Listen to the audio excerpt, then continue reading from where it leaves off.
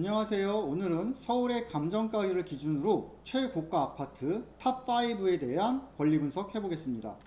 부동산 경매를 쉽게 구글. 현재 감정가를 기준으로 37억 원, 개포동에 34억 원, 여의도에 32억 원, 반포에 30억 9천만 원, 신천동에 30억짜리 5가지 물건이 가장 높은 감정가를 기준으로 하고 있습니다. 하나하나 권리 분석을 해보도록 하겠습니다.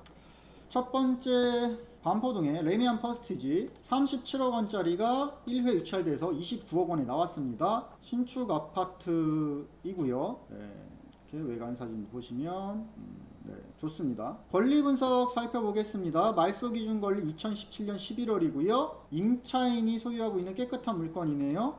권리 분석에 전혀 하자 없습니다. 해당 물건 입찰하시는데 전혀 문제 없을 것이고요. 시세는 한 30억 정도 가니까 최저가가 한 33억 정도 가고 있거든요. 따라서 해당 물건 입찰하시는데 시세보다 약 3억 정도 저렴하게 매입할 수 있는 물건입니다. 두 번째, 강남 개포동의 DH 아너힐즈 7월달에 34억 원에 출발하여서 2차, 3, 4차까지 떨어졌고 총 17억 원에 경매 나와 있습니다. 51%의 금액인데요. 해당 물건도 개포동 주공아파트가 재건축되면서 나온 물건이죠. 권리 분석을 보게 되면 말소 기준 권리 2020년 5월 29일에 대부업체에 대출이 있는데 그보다 선순위의 임차인 2020년 3월 2일자로 임차인이 있습니다. 하지만 임차인이 배당 요구를 하지 않았고요. 금액이 얼마인지 확인할 수가 없습니다. 따라서 해당 물건은 낙찰 받으시면 임차인의 보증금을 인수해야 됩니다. 임차인의 보증금이 얼마인지 알아내는 것이 가장 중요한 포인트가 될 것 같습니다.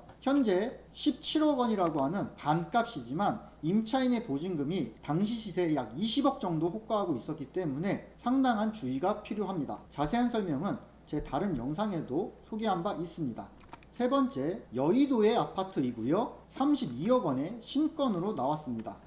권리 분석을 살펴보면 말소 기준 권리 2020년 2월 14일이고요. 임차인 역시 2020년 2월 12일로 이틀 먼저 전입이 되어 있습니다. 따라서 현재 현 물건의 임차인의 보증금이 얼마인지는 알 수가 없기 때문에 명확한 조사를 해야만 저렴한지 아닌지를 알 수 있을 것 같습니다. 네 번째, 반포동 레미안 아이파크 30억짜리가 1회 유찰되어 24억 원에 나왔습니다. 말소 기준 권리 2019년 3월 14일이고요. 임차인이 없이 소유자가 점유하고 있는 깨끗한 물건입니다. 따라서 본 물건은 시세 조사만 하신 이후 입찰하셔도 전혀 문제가 없을 것 같습니다.